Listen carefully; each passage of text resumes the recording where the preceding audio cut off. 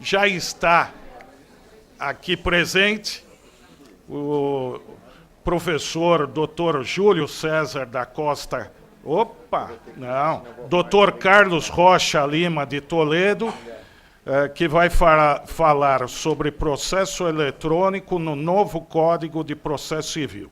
Dr. Carlos Rocha é advogado, consultor, presidente da Comissão de Direito de Informática da OAB da Subseção de Santana, professor de graduação e pós-graduação das faculdades Legale, professor especialista em Direito de Informática da ESA São Paulo, membro do Fórum do Processo Eletrônico e palestrante do nosso Departamento de Cultura e Eventos. Dr. Carlos Rocha, tenho certeza que estamos encerrando esse evento com chave de ouro. O senhor, que é um brilhante expositor, e está aqui encerrando a nossa manhã, trazendo os seus conhecimentos. A petição eletrônica, que é ainda algo que estamos nos adaptando, temos aí um longo caminho a trilhar nessa petição eletrônica, que nos traz aí grandes problemas. Às vezes ela funciona, às vezes não temos como passar, fica muito pesado o sistema. Eu sei que eu ainda estou com dificuldade. Se não fosse meu sobrinho lá no escritório, que é jovem, estaria com sérios problemas. Então, quero registrar a alegria, satisfação em recebê-lo novamente com esse tema de extrema importância para todos os colegas, e o senhor fechando o nosso evento com a sua fala. Obrigado, e o senhor está com a palavra. Bom dia a todos, espero que todos estejam bem, tranquilos, sossegados. Eu vou ser bem sucinto, rápido, não tem grandes... Vou passar para vocês os pontos principais que eu acho que são importantes nessa atuada nova do Código de Processo Civil, mas dentro do tempo limite, até para não desgastar vocês, os dia 1º de maio, feriado, perto da hora do almoço, para que vocês tenham até apenas uma ideia, ainda que no começo. Mas há necessidade que vocês se aprofundem mais no Código de Processo Civil. É um novo diploma que vai mudar radicalmente o regime, e vocês têm que se aprofundar, não só na minha área, como das outras áreas, por isso que vocês estão aqui. Tá? Normalmente eu indico para vocês esse site, devido à minha atividade acadêmica, aulas e uma série de coisas. Nós criamos um site há muitos anos, inclusive dos professores que me ajudam. Eu sempre gosto de mencionar os professores que me ajudam: doutora Sabrina Rodrigues Santos, doutor Cássio Narrastavano, Altair da Silva Maiocchi, Rogério Mactans, Andréia Vieira Carvalho. Todos são professores que me ajudam nessa disseminação do direito de informática, essa nova disciplina, vamos dizer assim, que trata de pontos que são importantes hoje na vida de vocês, e especificamente o procedimento eletrônico, que muda radicalmente a vida de vocês. Tá? Tem meu e-mail, se vocês precisarem de alguma coisa, entrar em contato, qualquer sugestão, reclamação, indagação, fiquem à vontade, fiquem totalmente livres quanto a isso. Tá? Sempre lembrando vocês que o Código de Processo Civil, na minha interpretação, não revogou absolutamente nada ou atingiu alguma coisa especificamente da Lei do Processo Eletrônico. A Lei do Processo Eletrônico é essa daqui. Acho que é interessante, é uma lei muito sucinta, ela tem 22 artigos, mas eu acho que é interessante que vocês tenham um aprofundamento maior, pelo menos tenham um contato com esse diploma legal, porque ele que disciplina todo esse procedimento eletrônico, que é irremediável e não tem mais volta. Vocês têm que assumir, têm que atender, têm que controlar de uma certa forma para que vocês possam trabalhar. Tá? Eu gosto de lembrar, para que vocês possam ter isso como uma certeza, para que não pairem maiores dúvidas, que nem tudo é processo eletrônico. Processo eletrônico é apenas quando eu tenho efetivamente todas as funcionalidades definidas nessa lei do processo eletrônico. Não se confundam, porque podem existir situações onde os autos sejam eletrônicos e o peticionamento possa ser físico, e vice-versa. Isso não quer dizer processo eletrônico. Processo eletrônico é, substancialmente, quando você tem todas as funcionalidades presentes. quando eu tenho esse suporte eletrônico do processo e o peticionamento é exclusivamente pela rede mundial de computadores. Qualquer outra coisa não é processo eletrônico. Isso fica muito fácil para vocês perceberem se nós analisarmos o que é SysDoc, EDOC e PJE no seu trabalho. Então, portanto, o processo eletrônico, só vai ser aplicado o processo eletrônico. E só vai ser aplicado os artigos que são mencionados no Código de Processo Civil quando você tiver processo eletrônico efetivamente. Tá? Um outro aspecto, eu acho que é importante para vocês, e vocês vão entender, porque isso tem uma correlação direta com o que o processo civil trouxe ao processo eletrônico, de como está a situação hoje, mais especificamente no ESAGE de São Paulo, que é o que vocês atuam praticamente 80% ou 90% das vezes.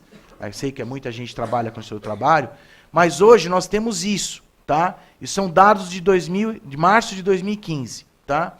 Nós temos hoje, se vocês observarem, para o ano de 2014, fechado de 2014, a coluna em azul são processos físicos papéis, enquanto que a coluna da vermelha são processos digitais. Então vocês estão vendo que gradativamente a distribuição está quase igualitária. A distribuição. O que distribui físico e digital hoje praticamente é igual. Tá? Só que se nós analisarmos o que foi distribuído em 2015, já está um pouquinho ali acima da metade. Porém, se nós analisarmos o que tem em andamento ainda hoje, é substancialmente físico. Então nós temos uma distribuição hoje de 2014, que é quase próximo da metade. Você tem uma distribuição em 2015, que já é mais da metade, mas que nós ainda temos substancialmente processos físicos de papel. Tá? Então esse processo analógico ainda impera. Vejam, a coluna é absurda. Você tem menos de 10% digitais hoje em andamento. Então talvez seja esse um dos motivos que o Código de Processo Civil talvez não tenha avançado do jeito que se esperava. Ele ainda privilegia, ou pelo menos se preocupa ainda mais com o processo físico papel do que o digital. Tá? Na minha visão humilde, eu acho que o Código de Processo Civil novo, ele já deveria ter avançado mais. Ele já deveria ter entrado com uma força maior, regulamentando de uma forma mais profunda o processo eletrônico. Mas parece que houve uma preocupação em se manter essa regulamentação do processo físico-papel, porque talvez se acredite que ainda vai demorar muito tempo para que esse processo papel deixe de existir e passe a ser digital. Eu acredito efetivamente que o processo físico-papel ainda vai demorar muito tempo. Eu acho que 10, 15 anos por aí. A minha menina de 10 anos, tem uma menina de 10 anos, provavelmente, mesmo que ela venha a ser advogada, quando ela se formar, provavelmente ela só trabalhará com processos digitais. Mas provavelmente ela ainda herdará alguns autos para terminar de processo físico. Eu tenho processos de desapropriatória, tenho processos que demoram muito tempo na Justiça Federal. Então talvez ela venha a herdar esses processos físicos papéis ainda. Então talvez o código tenha se preocupado em preservar um pouco mais e regulamentar e se preocupar com o processo físico e não com o eletrônico, porque talvez não vislumbre que esse processo eletrônico vai subir ou vai crescer ou vai se tornar tão importante como será no futuro. Tá? Outro aspecto que eu acho que é importante que vocês saibam é que existe hoje uma grande confusão, isso dá para vocês perceberem, há uma grande confusão do processo eletrônico. Por quê? Cada tribunal tem um sistema próprio, tem uma atuação própria, tem um mecanismo próprio de atuação e, muitas vezes, requisitos diferentes de um tribunal para outro. Tá? Alguns mais rigorosos, alguns mais complicados. E isso vai ter um fim. E esse fim está perto. Eu costumo dizer que vocês passaram por 3 confusões. A primeira confusão, que foi o ápice em 2013, passando para 2014, que foi a implantação. Aquele temor inicial, aquela confusão inicial. Vocês vão passar por uma segunda confusão, que deve acontecer por volta de 2016, 2017, e eu acredito que 2016 não escapa, que é a unificação do sistema. Hoje você tem várias formas diferentes de trabalhar, Projude, ESAGE Santa Catarina, Mato Grosso, Amazonas, São Paulo, você tem o Projude no Paraná, Goiás, Pará, você tem o PJE em alguns tribunais do Nordeste, Minas Gerais desistiu do Projude, adotou o PJE nos tribunais do trabalho. Só que, doutores, eu poderia dizer para vocês aqui, para mim, na minha opinião, na minha humilde opinião, o melhor peticionamento, STF-STJ. A melhor visualização de autos, ESAGE. O sistema mais poluído visualmente, o que mais dificulta o trabalho, para mim, no meu entender, é o ProJude. E talvez o mais desgastante e o mais complicado no sentido de trabalhoso, com muitos detalhes, é o PJE. Mas não adianta a gente achar, eu acho melhor esse ou melhor aquele. Porque o CNJ já decidiu qual será o processo eletrônico. E será o PJE. Isso já está decidido, não tem mais volta. A não ser que vocês façam alguma passeata na Paulista e tentem modificar alguma coisa. Pelo jeito, essas manifestações na Paulista não estão mudando muita coisa. Então, não aconselho vocês, se coisas mais importantes não estão sendo mudadas, talvez isso também não seja mudado. A resolução é essa daqui, se vocês tiverem... aqui, desculpa, doutores. A resolução está aqui, essa é a resolução que determina isso. O Tribunal de Justiça está brigando para não mudar, para evitar. Mas, doutores, o ESAGE vai sumir.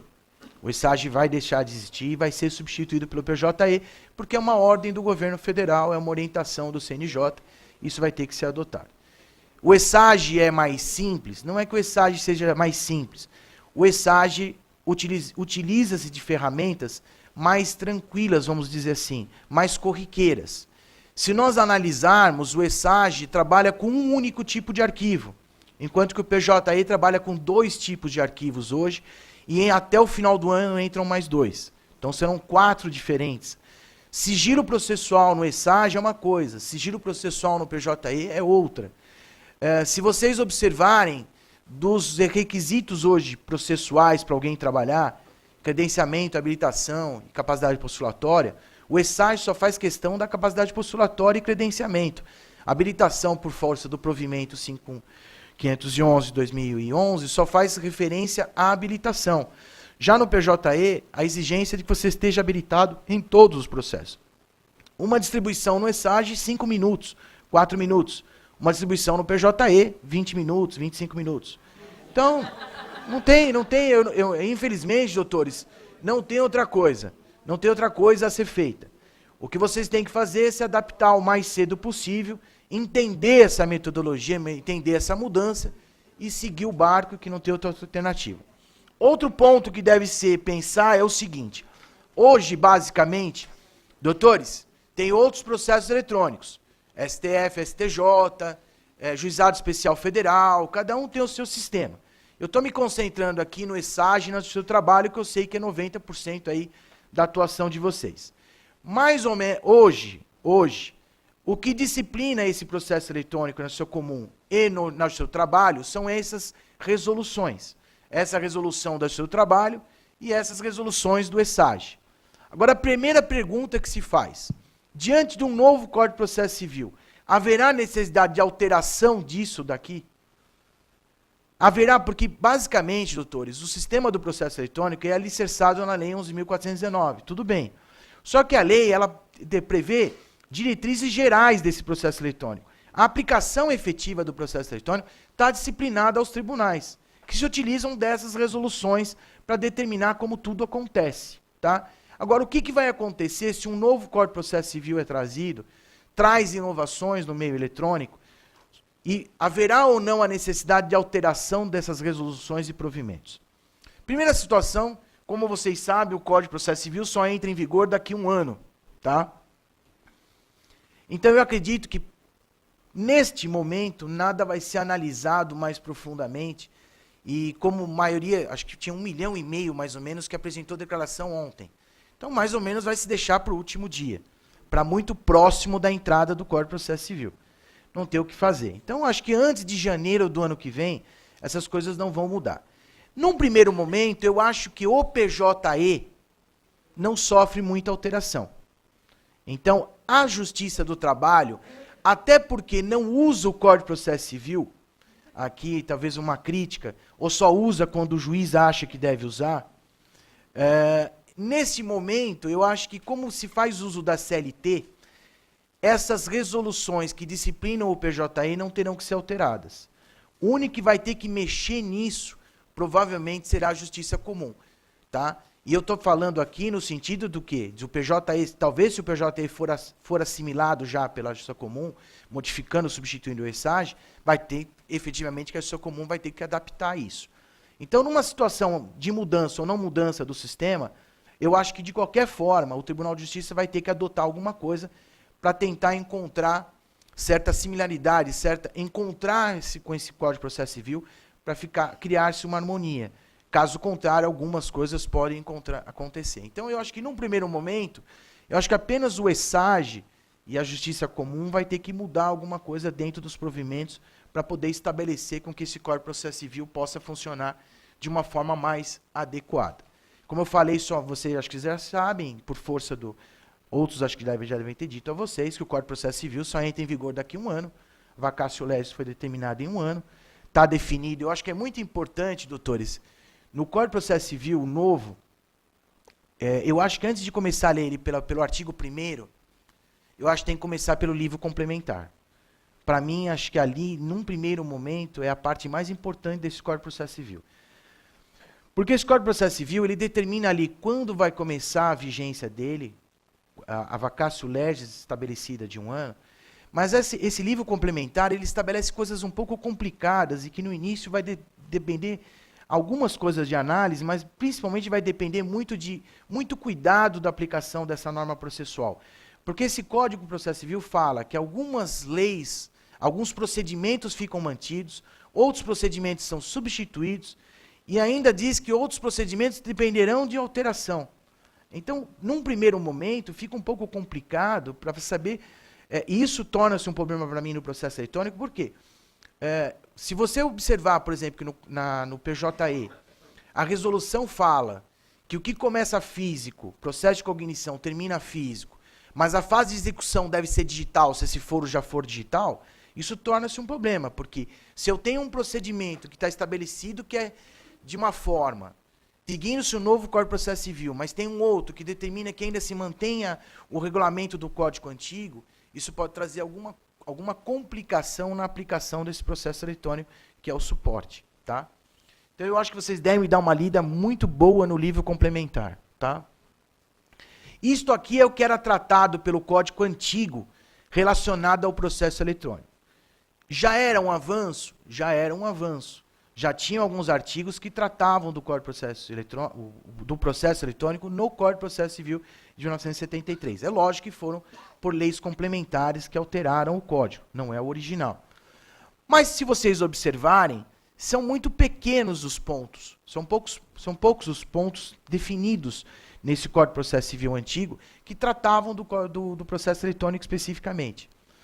Mas traziam uma situação que era muito importante, que eu achava, na minha opinião, que era o ponto nefrálgico, o ponto talvez o mais complicado do processo eletrônico, que era a audiência.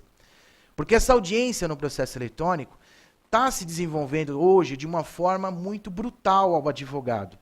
E isso foi tão forte entre a magistratura que eles importaram isso para o seu trabalho, que é o que vocês sabem que acontece hoje no seu trabalho, de você ir fazer uma audiência, faz uma audiência, termina a audiência, o juiz fala para você, boa tarde, até logo, e ninguém assina nada. Isso foi imposto pelo processo eletrônico, tá? Só que o Código de Processo Civil mudou isso. Isso é uma das coisas que eu vou passar para vocês que vai ser mudada, tá? De uma maneira geral, o Código de Processo Civil, vamos dizer assim, ele muda muita coisa. Se nós temos esses artigos em 73, já no Código de Processo Civil novo, nós temos mais de quase 100 referências do termo eletrônico e mais de 10 referências do termo digital. Então, se você procurar só a referência da expressão eletrônico, ela aparece 80 vezes no Código de Processo Civil novo. E se eu usar a expressão digital, ela aparece 10 vezes. Ou seja, houve exponencialmente um aumento do que se tratava do processo eletrônico nesse novo Código de Processo Civil. Efetivamente, o Código de Processo Civil traz novidades, traz novos usos de ferramentas eletrônicas, só que de uma maneira geral, eu acho que, fica a minha crítica, eu acho que deveria ter avançado mais. Eu acho que ele já deveria ter preparado. Porque o processo eletrônico é o processo do futuro, o papel vai acabar. Eles preferiram se preocupar-se ainda com o processo papel e trazer o processo eletrônico como uma novidade. Eu acho que deveria ser do contrário. Tratar o processo eletrônico como o processo efetivamente do futuro e o processo do papel como se fosse uma coisa que estivesse terminando. Mas não foi essa a opção. Mas, de uma maneira geral, trouxe uma série de inovações, algumas coisas muito importantes. Tá? Ao advogado, para vocês agora o endereço eletrônico passa a ser muito importante. A previsão da obrigação de vocês indicarem o documento eletrônico nas peças iniciais, a obrigação de indicar nas procurações, e isso tem efeito legal. Um dos efeitos legais é quando o advogado advoga em causa própria e tem que determinar a indicação do correio eletrônico, porque na falta da localização poderia ter sido ser intimado através desse correio eletrônico. Então hoje o correio eletrônico passa a ser uma coisa, se já era importante, passa a ser muito importante. E tem um outro problema, esse correio eletrônico, esse endereço eletrônico, ele tem que ser perpétuo, doutores. Ele não pode se alterar ao longo da vida profissional de vocês. Não pode na segunda-feira ser um e na quarta-feira ser outro.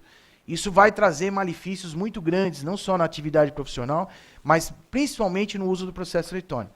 Se vocês observarem, no artigo 287, há a necessidade da indicação na peça inicial. E no 319 repete isso. E não só a indicação eletrônica do correio eletrônico do advogado, mas a indicação do correio eletrônico das partes envolvidas. E aí vocês podem me perguntar, talvez vislumbrando já, mas e se o advogado não tem correio eletrônico? Vai ter que criar. Eu acho que vai ter que criar.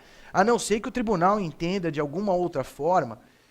Doutores, hoje, essa acessibilidade, a possibilidade de você fazer parte desse mundo eletrônico é reconhecido pela Organização Nacional, Organização Mundial, pela ONU, como um direito fundamental, entre os direitos fundamentais do homem. Mas isso nem sempre é adotado. Se nós formos para uma comarca do interior, onde a internet é precária, onde os sistemas de informática são precários, esse advogado pode encontrar uma certa dificuldade.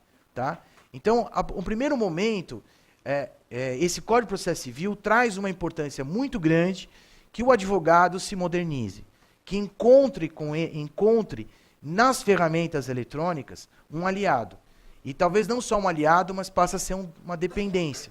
Porque se determina que você tem que colocar esses dados, que você tem que indicar esses dados, doutores, ninguém pede nada de graça. Se alguém pede alguma coisa para vocês, é porque alguma consequência vai haver.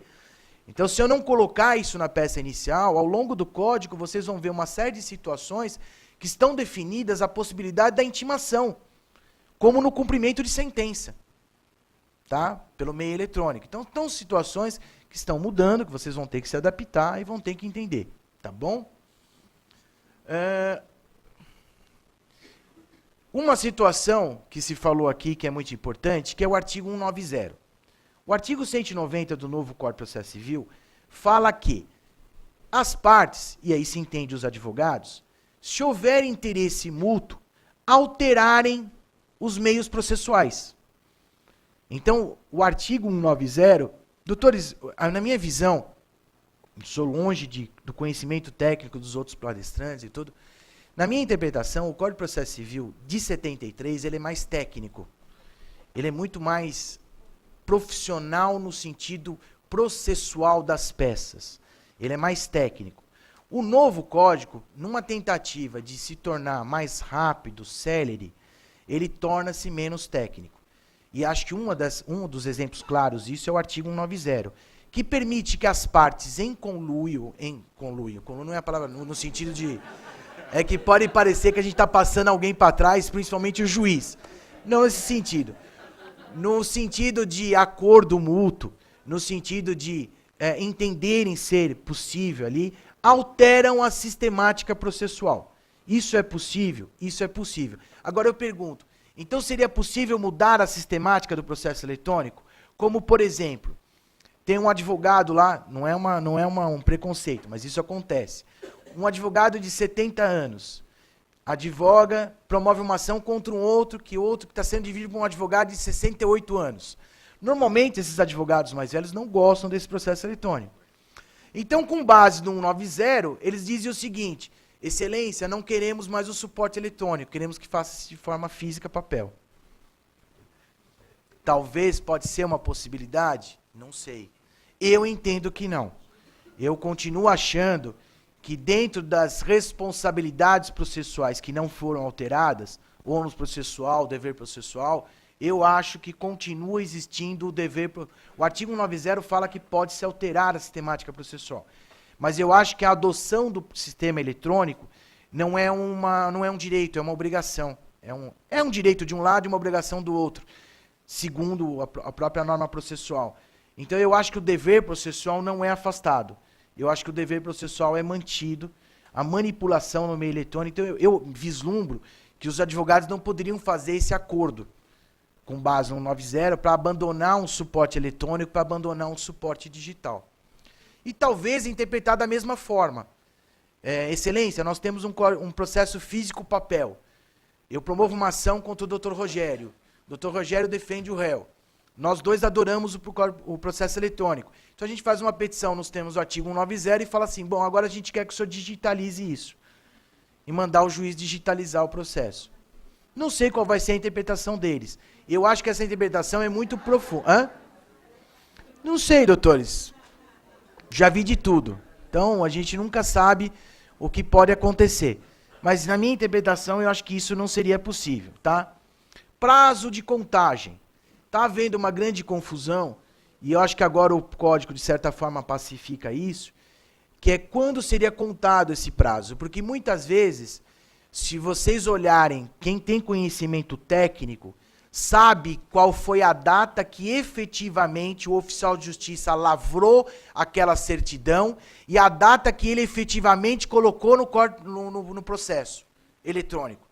Se você tiver conhecimento técnico, através de um navegador específico, você sabe qual é a data de inserção.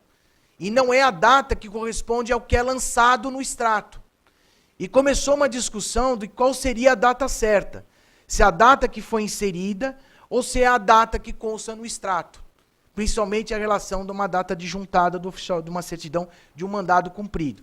Podem ficar tranquilos, eu acho que agora cada vez é mais sossegado isso, a interpretação do STJ, de que o que vale é o que está no extrato processual. Aliás, eu já defendi isso 3 ou 4 vezes no tribunal e não tenho o menor pudor de dizer que eu perdi todas. Tá? O tribunal... E eu mostrei, doutores, eu mostrei tecnicamente ao desembargador. Olha, doutor desembargador, funciona assim. A peça é criada assim, é assinada digitalmente assim e ela é inserida assim. Portanto, eu tenho certeza absoluta que o mandado foi juntado no processo eletrônico no dia 2 de fevereiro. E não como constou que foi dia 4 de fevereiro. Só que eles não deram bola. Eles entenderam como aquilo lançado no extrato. Pode ser. Pode ser. Prazo em dobro. Até hoje o prazo em dobro é uma certa confusão, apesar que a jurisprudência é muito clara no fim do prazo em dobro. Quando eu falo prazo em dobro, doutores, eu estou falando do litisconsórcio. Eu não estou falando de prazos que são determinados à pessoa jurídica de direito público, outro tipo de prazo que é maior do que nós, seres mortais comuns, tá? Eu estou falando daquele prazo em dobro, quando 2 advogados representam partes diferentes, advogados de escritórios diferentes, defendem réus diferentes. No processo civil atual, teria esse prazo em dobro. Só que algumas decisões já dizem que se o processo for eletrônico, esse prazo em dobro não existe mais. Isso foi encampado pelo processo civil novo. Agora foi pacificado. Se esse processo for eletrônico, não existe mais prazo em dobro. Pode ter 10 réus, 15 réus, 20 réus no polo passivo da demanda. O prazo não será mais em dobro. Agora já não é mais uma interpretação de jurisprudência, tá? Esse acórdão mencionado aqui do Tribunal de Justiça de São Paulo fala do processo atual. Só que o processo novo, por força do 229, acabou com isso. Então, o que já era contemplado pela jurisprudência, agora foi encampado pelo novo Código de Processo Civil. Então, vocês podem ficar tranquilos ou desesperados, mas tá? Eu posso até dar uma passagem para vocês, que foi engraçada, que foi o seguinte, eu dei vários cursos e várias aulas numa cidade interior perto de Araçatuba, tá? E perto de Araçatuba, é melhor não falar a cidade, porque a OAB sempre pede para não falar as cidades para evitar maiores constrangimentos. E nessa cidade, eu dei aula, fiz 3 ou 4 cursos, numa média de 100 advogados por curso, eles têm 400 advogados na cidade, eu dei aula para todos os advogados da cidade, tá? Referentes ao processo civil. Aí me ligou um presidente de uma subseção de São Paulo, um OAB de São Paulo. Me ligou e falou assim, Carlos, o que está acontecendo com o prazo em dobro? Eu falei, olha, que eu saiba, o prazo em dobro continua existindo, mas existem interpretações de jurisprudência, principalmente no Tribunal Federal, nos tribunais regionais federais, que acabam com isso, se o processo for eletrônico. Falei, por quê? Ele falou, não, porque eu tenho um processo aí nesta cidade, que aconteceu o seguinte, eu estou pela uma empresa, e tem o Bradesco como corréu.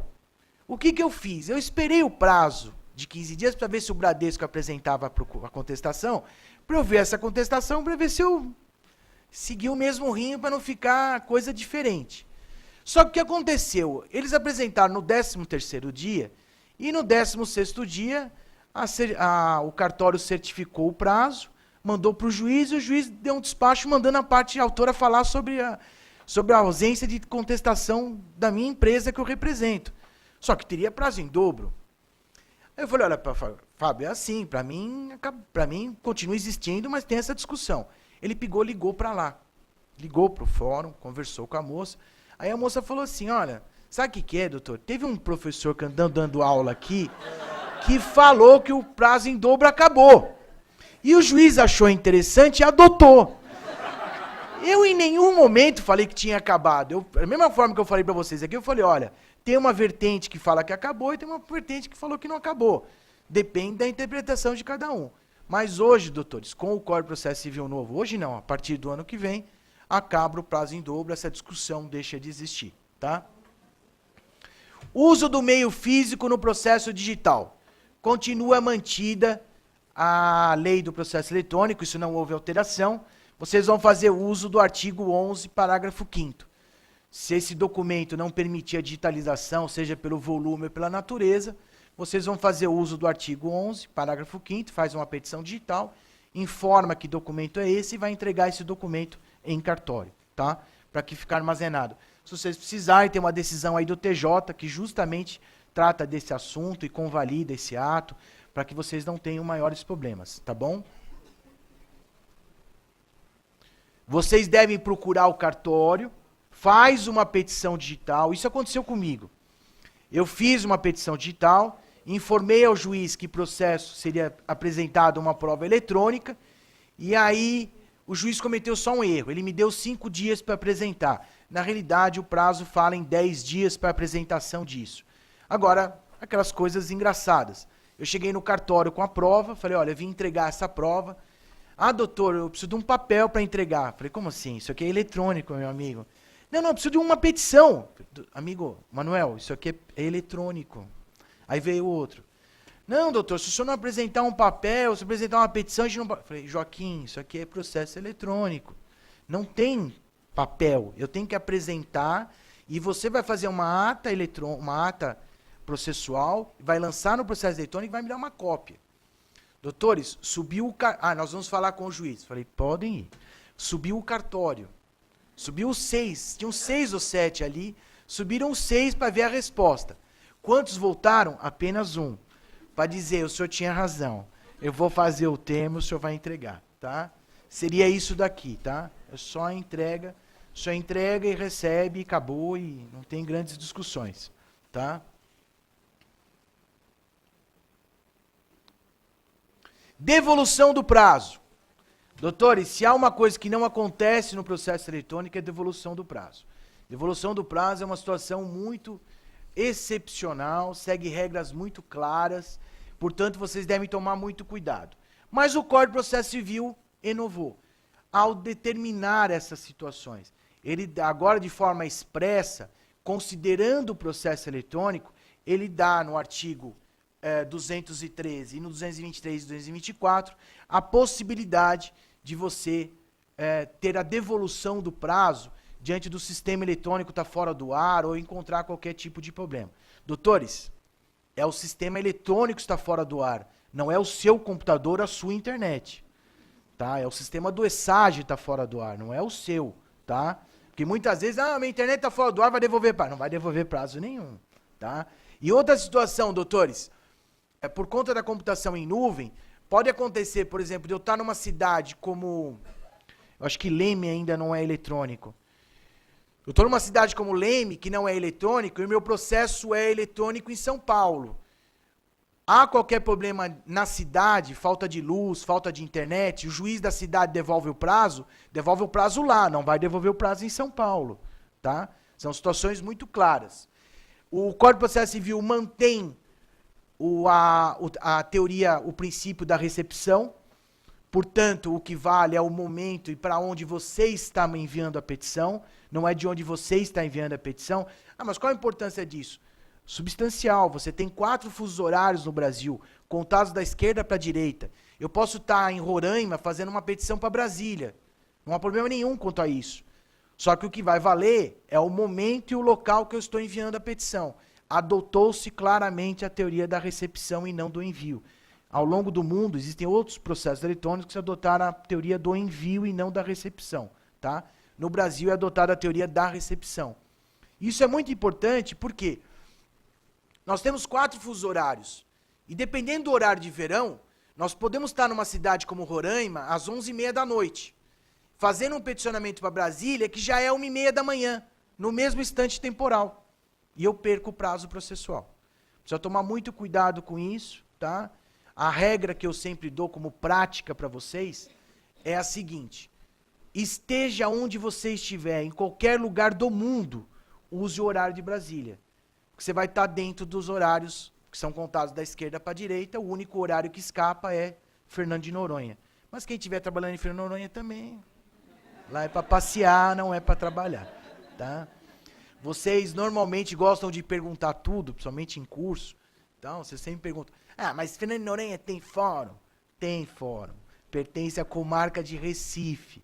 Eu liguei para lá para me inteirar, conversei com o juiz pessoalmente, me atendeu, delicadíssimo. É da comarca de Recife, ele vai a cada 15 dias, uma vez por mês, vai a Fernando de Noronha, passa o dia lá fazendo audiências, olhando os processos e volta. Tá?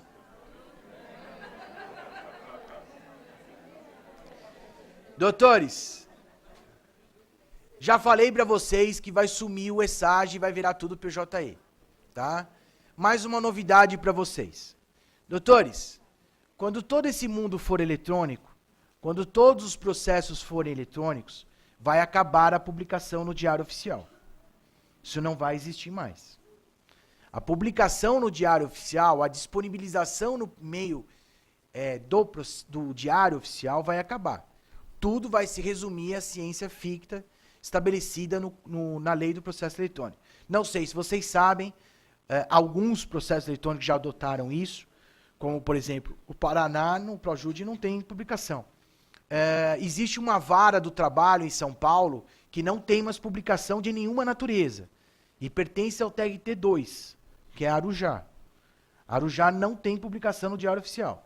Todas as ciências são fictas pelo painel de controle. E isso, doutores, vai acontecer com todos os processos. Agora, isso traz um problema em relação ao Código de Processo Civil novo. Eu não sei qual vai ser a interpretação deles, porque há uma certa contradição no que fala no 224 em relação ao que se fala no 270 e 272. Por quê? Porque no 224 fala que a intimação vai constar a partir da informação no Diário da Justiça Eletrônico. Tudo bem. Só que eu estou falando que não vai ter mais inserção no Diário da Justiça Eletrônico. Como é que fica? No 270, 272, ele já fala que é do meio eletrônico. Então, não sei qual vai ser a confusão que pode vir a existir devido à interpretação que pode se dar.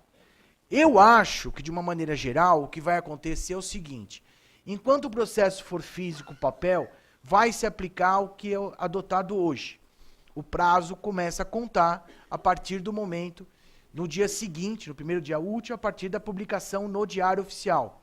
Tá? Vocês ainda têm aquela colher de chá da disponibilização, disponibiliza num dia, publica no outro, e no primeiro dia útil seguinte, começa a contagem. E até faço um parênteses. Não sei se vocês perceberam, mas por conta do Código de Processo Civil novo, e da forma de contagem do prazo, que só usa a dia útil agora, e esse mesmo código, ao estabelecer o regime de férias que a OAB e essa gestão do Dr. Durso, do irmão dele, lutou com unhas e dentes para conseguir obter, e agora foi consagrado no Código de Processo Civil, uma contestação que tem um prazo de 15 dias pode virar mais de 45 dias. Por quê? Se houver uma publicação no dia 18 e começa a contar no dia 19, pelo atual sistema, ela continuaria sendo contada. E o prazo terminaria no primeiro dia útil, no final da volta das férias. Com a contagem nova, publica no dia 18, conta dia 19, para de contar, entram as férias e no dia 21 começa a contar de novo. Então o prazo de 15 dias pode virar 45 dias. Mas de uma maneira geral, eu acho que o processo físico papel vai continuar usando o diário oficial e a ciência ficta definida na lei do processo eletrônico, tá? Que é vocês vão aplicar quando houver processo eletrônico que dispensar essa publicação no diário oficial e adotar a ciência ficta. Adotada a ciência ficta, vocês vão ter que usar os instrumentos da ciência ficta. Eu criei um método para trabalhar com essa ciência ficta há muitos anos, que é a utilização de dias próprios específicos para visualização das publicações e assim por diante, tá? Isto aqui é uma inovação que o código trouxe. O código agora, de forma clara, estabelece que os processos devem ter uma ordem cronológica. Não deve se prejudicar, aviltar um processo que esteja na frente do outro na ordem cronológica. E estipulou que os tribunais tracem listas dos processos para que vocês saibam qual é o processo que tem preferência ou não no julgamento. E eu acho que isso vai ser muito importante no processo eletrônico, porque o processo eletrônico vai tornar muito mais fácil essa visualização. O processo físico papel vai depender de um funcionário sentar e fazer uma relação física-papel. Enquanto que o eletrônico, um simples programa de computador, vai poder dizer que processo está na frente do outro e que pode ser julgado ou não. E eu acho que isso vai ser uma pedra no sapato do tribunal. Porque o tribunal vai ter que criar essas listas e o sistema eletrônico vai deixar com que isso seja muito mais transparente. E deixando mais transparente, permite uma reclamação muito mais rápida e efetiva. Tá?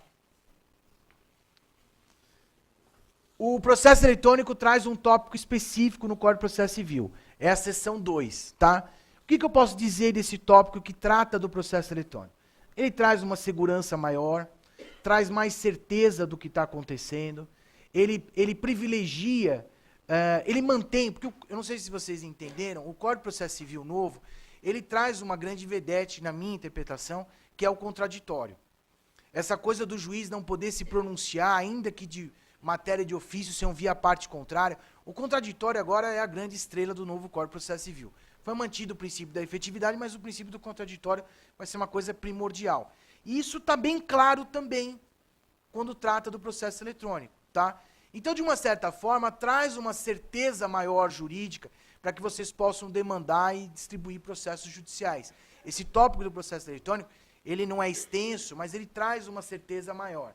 Ele traz uma sintonia com esse código, com essa lei do processo eletrônico. Ele não entra em disputa, ele basicamente acolhe tudo que já o processo eletrônico falava, ainda que de forma rudimentar. Tá? Agora, algumas coisas podem acontecer. Primeiro, ele menciona a necessidade de uma regulamentação do CNJ, de alguns fatores, de alguns pontos. Então, sempre, como é comum nesse país, você tem direito a andar de bicicleta, mas vai precisar de uma lei complementar para dizer o que é andar de bicicleta. Então, o CNJ ainda vai ter que disciplinar muita coisa. Tá? E tem uma abertura perigosa, que eu acho, nesse parágrafo único.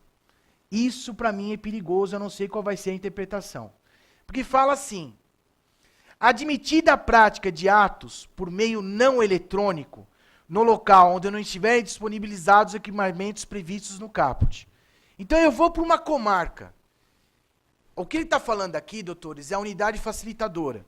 A unidade facilitadora já está definida na lei do processo eletrônico, que é a obrigação dos tribunais manterem computadores, scanners, leitoras de certificado, a permitir que tudo seja feito no fórum pelo advogado, tá? Agora, o que vai acontecer se nós tivermos numa comarca que tem uma mesa, uma cadeira, um juiz sentado, um escrevente e meia dúzia de papéis e não tem nenhum suporte eletrônico? Vai permitir que eu faça uma petição física papel dirigida para um processo eletrônico porque naquela comarca eu não tenho os instrumentos? Pode ser que sim. Entenderam a confusão? Eu tenho um processo eletrônico, está em outra comarca, mas na comarca que eu estou não tem os instrumentos para eu trabalhar com aquele processo eletrônico. Vai obrigar que o tribunal receba essa petição física papel e digitalize? Não sei. Não sei. Eu acho que é outra pedra no sapato do tribunal. Tá? Não sei o que eles vão entender. Tá? Mudou a questão da audiência. Para mim é muito claro, essa coisa do juiz assinar sozinho, que é 169, o 169 atual, acabou. Agora tem que assinar todo mundo. Então, duas situações vão acontecer. Primeiro, o advogado que mantinha o certificado digital guardado no escritório vai ter que andar no bolso. Vai perder a razão do token. O ideal vai ser o certificado na própria cédula. Por quê? Porque você vai ter que assinar digitalmente a audiência. Isso é possível hoje? Claro que é possível hoje. Eu já fiz isso no Foro do Butantã. A juíza perguntou para mim, doutor, o senhor assina comigo o termo de audiência? Eu falei, eu assino, só que, doutora, por favor, pergunte para a parte contrária se o meu colega está com o dele. Porque se só eu e a senhora assinamos, fica uma coisa esquisita. Sei lá, uma nulidade que pode haver. Ele estava com o certificado digital, assinamos nós três. Assinou ela, assinou eu e assinou o outro advogado. Tá? Então, eu acho que essa coisa do juiz assinar sozinho, somente no seu trabalho, olha, redige o texto, pega e assina sozinho e boa tarde e acabou. Porque o código é muito claro no sentido de que todos têm que assinar esse termo. Se todos têm que assinar esse termo e o processo for eletrônico, todos têm que assinar com certificado digital. Tá? Aqui eu posso fazer uma certa diferença, que é o seguinte. Alguns entendem, como a doutora Sabrina Rodrigues Santos, que essa assinatura que se fala eletrônica, no processo eletrônico, é uma assinatura que pode se utilizar de qualquer mecanismo para ser criada. Para que vocês entendam, uso do certificado digital ou uso de login e senha. Na minha interpretação, não. Para mim, só pode assinar digitalmente no processo eletrônico com uso do certificado digital. Mas até alguns aqui acham que não. Tá? Então, hoje, nessa audiência, acabou. Todos têm que assinar. E eu acredito, na minha opinião, que todos têm que assinar digitalmente. E isso inclui o escrivão também. Tá? A pessoa, aquela moça que está do lado ali digitando a audiência, porque o artigo do Código de Processo Civil novo fala isso. Tá? Gravação da audiência já está prevista. É aquilo que eu já falo há muitos anos. O processo eletrônico, ele vai perder as características daquele processo eletrônico do século XIX. Ele vai se tornar uma revista eletrônica. A peça pode ser transcrita, mas o depoimento vai ser visto, a oitiva das testemunhas vai ser vista, uma prova pericial vai ser filmada pelo engenheiro. O processo eletrônico tende a ser uma revista eletrônica. Ele vai deixar essa característica de processo papel, século XIX. Aliás, eu acho que a redação que vocês dão tem que mudar. Excelente. Essa coisa que foi criada quando o processo tornou-se datilografado, a partir do momento da máquina de datilografia, deixou de ser manuscrito, excelentíssimo senhor, processo número tal, Antônio Vieira versus não sei o quê, isso acabou, doutores, não precisa. Essa petição pode ser assim, juiz e fazer a sua argumentação. Não precisa mais espaço para despacho. Não existe mais despacho, despacho agora é só no centro espírita. Acabou o despacho. Então, doutores, essa redação, e outra, para que eu vou botar o número do processo? Eu tenho que protocolar num lugar certo, acabou o protocolo integrado. A petição tem que ser protocolada num lugar certo, para que eu vou botar o número do processo? E outra, para que eu vou botar meu nome lá embaixo assinando? Eu não assino de forma cursiva, eu assino de forma digital. Então, eu acho que o processo é que ainda é muito assustador. Se você pegar um desembargador, um advogado, um ministro, 60, 70 anos, fala para ele, olha, não vai precisar pôr mais isso e tal, assusta. Tudo que muda, assusta, preocupa, tá? Mas de uma maneira geral, eu acho que isso vai acontecer, mas já está previsto a gravação dessa audiência. Algo que já é feito na Justiça Federal, tá? Doutores, foi mantida algumas regras do processo eletrônico em relação ao documento eletrônico. O documento eletrônico mantém-se a definição de que é uma comprovação através de um mecanismo eletrônico assinado digitalmente. Assinar digitalmente é conferir valor a um documento eletrônico usando um certificado digital. Isso fica mantido, tá? As outras questões, guarda do documento físico que deu origem ao eletrônico, pelo prazo da ação rescisória, a possibilidade do juiz determinar que documento físico fique guardado no cartório, tudo isso foi encampado. Que já estava sendo adotado, que já estava sendo utilizado, até por conta da lei do processo eletrônico e por conta das resoluções e provimentos dos tribunais, foi mantido pelo tribunal. São artigos extensos, 425, 411, 439, mas todos eles, de uma maneira geral, não mudaram absolutamente nada quanto a essa questão da prova, no meu entender, eu acho que tudo fica mantido, tá? Aqui aquele negócio que eu acabei de falar, eu acho, na minha interpretação, que tem que ser assinado digitalmente com o certificado digital. Tem professores como a Sabrina, já discuti isso violentamente com ela, ela acha que o login e senha permite a assinatura digital. Eu acho que tem que ser o uso do certificado digital por conta da lei que disciplina o certificado digital. Tá? Seria uma coisa acima do que está estipulado. Porque a lei do processo eletrônico, ela dá a entender que seria possível o uso do meio eletrônico também como assinatura. Mas eu acho que a assinatura digital, para mim, no contexto, é o uso do certificado digital. Tá? Juntada eletrônica, isso é uma novidade no ESAGE. No ESAGE, a juntada é feita pelo funcionário. Já o Código de Processo Civil novo diz que agora que a juntada tem que ser automática. Como é no Projúdice do Paraná, como é no PJE, sem interferência humana. Aí você fala assim, bom, mas isso tem importância? Tem importância. Tem duas importâncias. Primeiro, celeridade, porque fica dependendo de alguém dar um clique para juntar. Agora, a não visualização pode trazer outros problemas. Por exemplo, um constrangimento para o tribunal.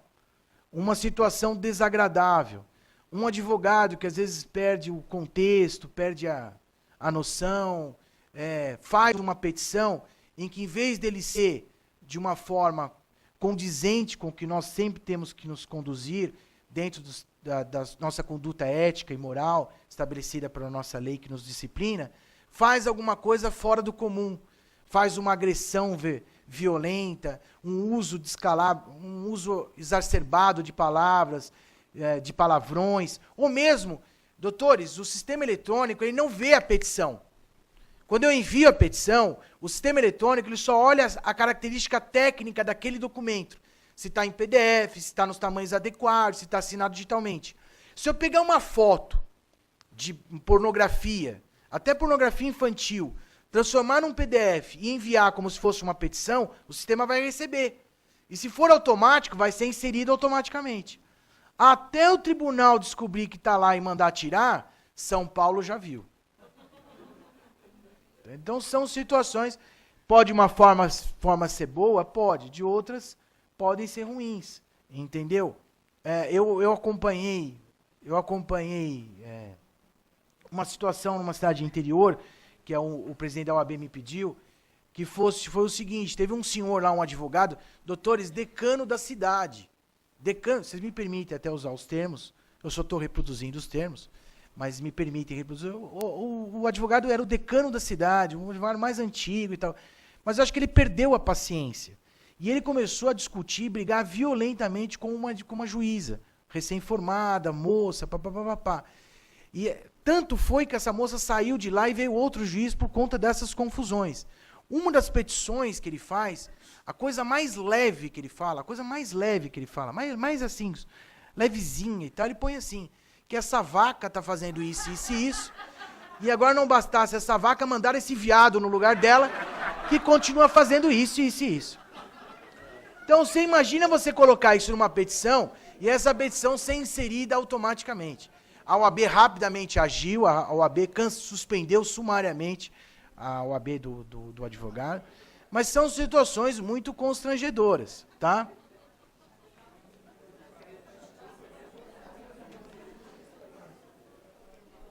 Doutores, para mim aqui, alguns precedentes que são perigosos, tá? O primeiro deles fala aqui, no parágrafo 1º, que porque para o Ministério Público, Defensoria Pública, Procuradorias, acabou, doutores. Eles vão ser intimados praticamente só por meio eletrônico, tá? Então eles vão depender de convênios firmados com os tribunais ou coisa do tipo. Mas para vocês também pode acontecer, e o nosso antecessor que estava palestrando, seria interessante para ele, porque empresas de grande porte vão ter que estabelecer e-mails para recebimento de citações e intimações. Então, as empresas vão ter que firmar convênios, por exemplo, Telefônica. Ela tem poucas ações na justiça comum. Então, a Telefônica vai ter que fazer um convênio com o tribunal, indicar para que possa receber essas citações e intimações. Vocês podem olhar aí, ó, pode ver claramente, ó, manter cadastros nos sistemas de processos em autos eletrônicos para o recebimento de citações e intimações. Então, imagina você, é procurador de um município, que isso é muito comum, eu faço muito cursos em procuradoria e tal. Você é procurador de uma cidade pequena, tá? Mas você tem lá o seu volume razoável de processo.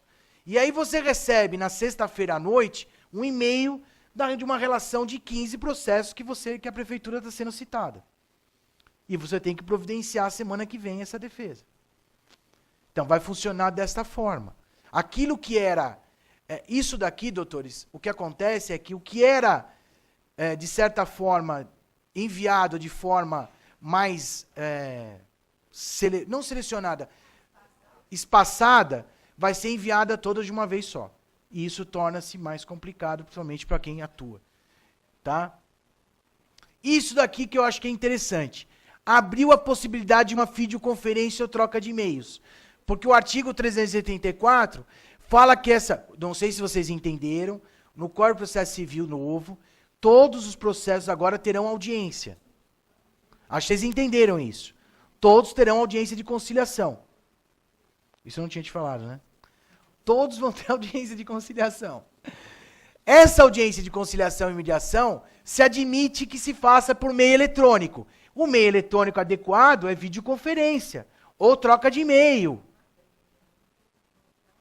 Tá? Então, alguns mecanismos... É uma modernidade, mas a gente precisa tomar cuidado, porque nós estamos falando de República Federativa do Brasil, onde você tem aí uma velocidade de internet, às vezes nominal, aí, de menos de 1 mega. Não estamos falando de Ásia, onde você tem aí 1 giga de transmissão. São coisas completamente diferentes. Tá? Ata notarial. Isso aqui é matéria para a doutora Sabrina, provas dos meios eletrônicos.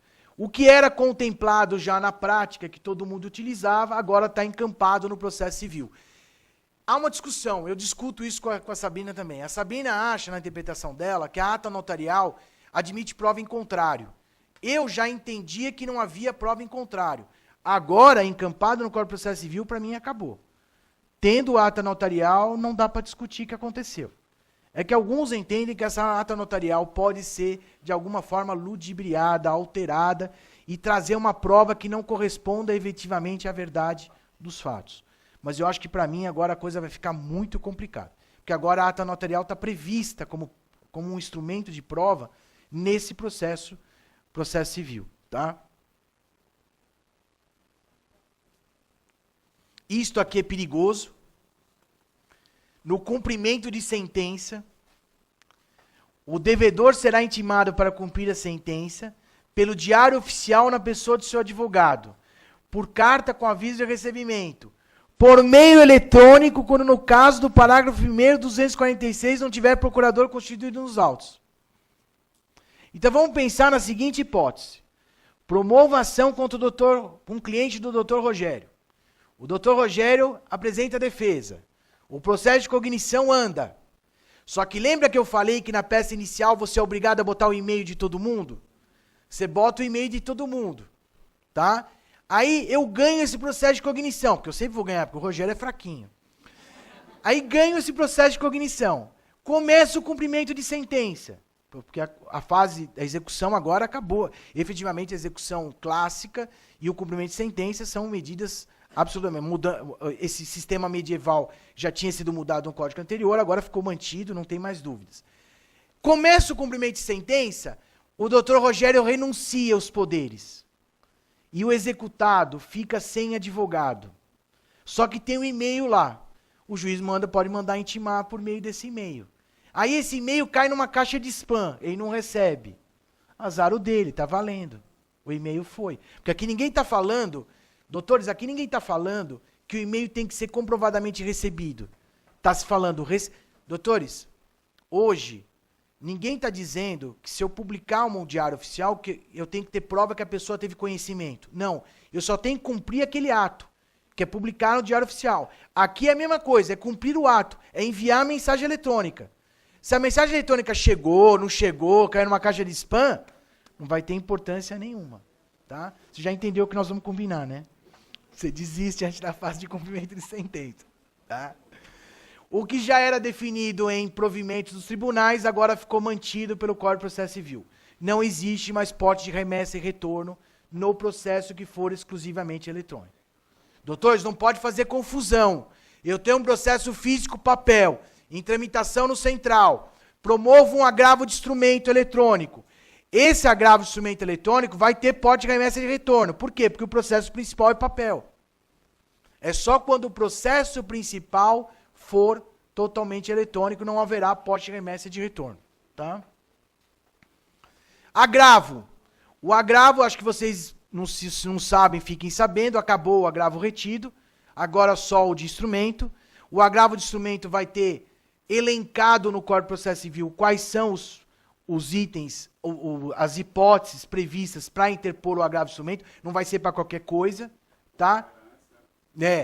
Atualmente, qualquer coisa, qualquer despacho você pode atacar. Agora não. E ele aumentou o número de peças. Agora não são mais só aquelas peças obrigatórias. São outras peças. Mas ele inovou no sentido do parágrafo 5º. Sendo eletrônicos os autos do processo, dispensam-se as peças referidas no inciso 1 e 2. Se for eletrônico, não precisa juntar. Mas o que eu faria? Eu juntaria.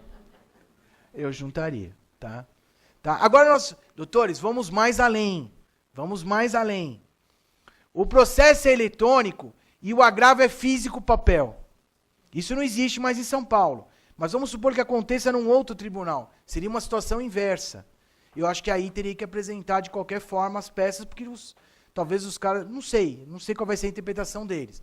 Aqui fala nos autos principais eletrônicos. Tá? E outra situação, o processo físico é papel e o agravo é eletrônico. Eu vou ter que juntar as peças. É quando o processo principal é eletrônico, está dispensado. Então, se o processo for eletrônico, não importando se o agravo é físico ou é papel, você tem que apresentar. Você não vai ter que apresentar, não teria que apresentar essas peças, se o processo for eletrônico. Agora, se o processo for físico, você vai ter que apresentar as peças, não importando se o agravo é eletrônico. Tá bom? Agora, eu acho que trouxe alguns problemas esse agravo, para encerrar para vocês ficarem mais tranquilos, poderem almoçar.